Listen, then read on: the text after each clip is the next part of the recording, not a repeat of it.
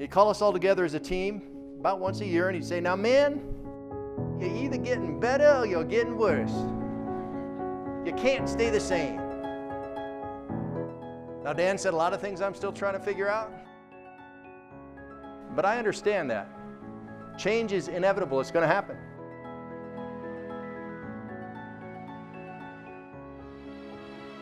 There's new things coming down the road, and you have to be available to change. Today we're going to talk about 6 keys to success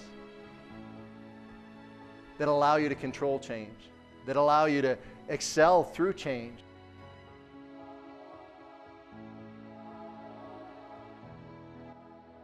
Change is inevitable. It's going to happen. The question is, how do you do that? How can you be decisive? How can you have that courage? Well, it's preparation. You go to Greeley and there's 110 guys invited to Greeley. At the end of 5 weeks, 50 are on the team. More than half get sent home, and every single one of them is gifted enough to play in the NFL. They all are. They've got scouts whose only job it is to go out and go to college and find guys who can play football. And what they do is they'll come into the college and they'll talk to the coaches and say, hey, you got anybody you think would be a good match for us? They look at film. They do interviews. They run you through those tests. How high can you jump? How much weight can you lift? How fast can you run? All that stuff. And then if they think maybe you can help the team, then they'll talk to you. I was the 310th pick of the draft. The Broncos sent 2 different scouts to scout me. One of them even interviewed my girlfriend. That's how hard they look at you. They know you can help the team. The question is, do you know? And what's your level of desire, passion, mission? I wasn't athletically as good as many of the players that came and went during my career. But I knew where I was going. He was widely considered the most versatile player in the NFL, and he played all 7 defensive front positions, often in the course of a single game. Can you tell I loved my job? In 1987, Karl was selected as both the AFC Linebacker of the Year and the AFC Player of the Year. Since retiring, this former Broncos captain has been enshrined in the Denver Broncos Ring of Fame and the Colorado Sports Hall of Fame. Now, I'm 56 years old now. I'm not Peyton Manning. I can't play anymore.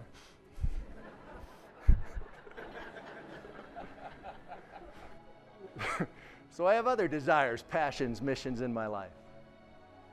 You heard, as a speaker and an author, I want to inspire long-term positive change.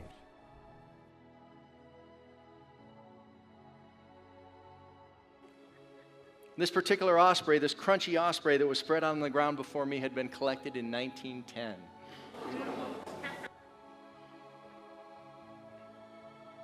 I saw that lady standing there. She had her head in her hands. She couldn't believe what I'd just done. I got hate mail from the Audubon Society. My family lived in Washington, D.C. My mom read about it in USA Today. That was an interesting phone call home from Mom. That's the courage to try new things, even though they might go terribly wrong. Because sometimes they do. That's why it's hard to try new things.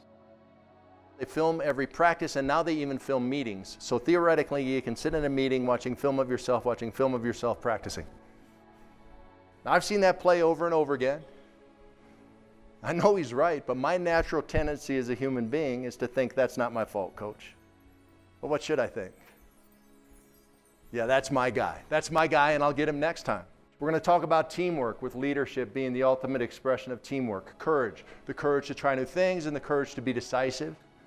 Dedication, which is hard work, constant learning, refusing to quit. Desire, that's the dream, the passion, the mission. Honesty and forgiveness with yourself and self-evaluation and with others. And finally, goal setting, the little steps that get you to that dream, that passion, that mission. A team is like a teeter-totter or a seesaw. On one side, you've got the leaders. They think long-term. They think we instead of me. They put that team passion, that team mission first. On the other side, you've got the egos. They think short-term. Where's my money? How little can I do today and still keep this job? You know that person. The rest of the team's in the middle, and this is the largest group. They can kind of go either way. That's how it happens in the NFL. That's how it happens in my family.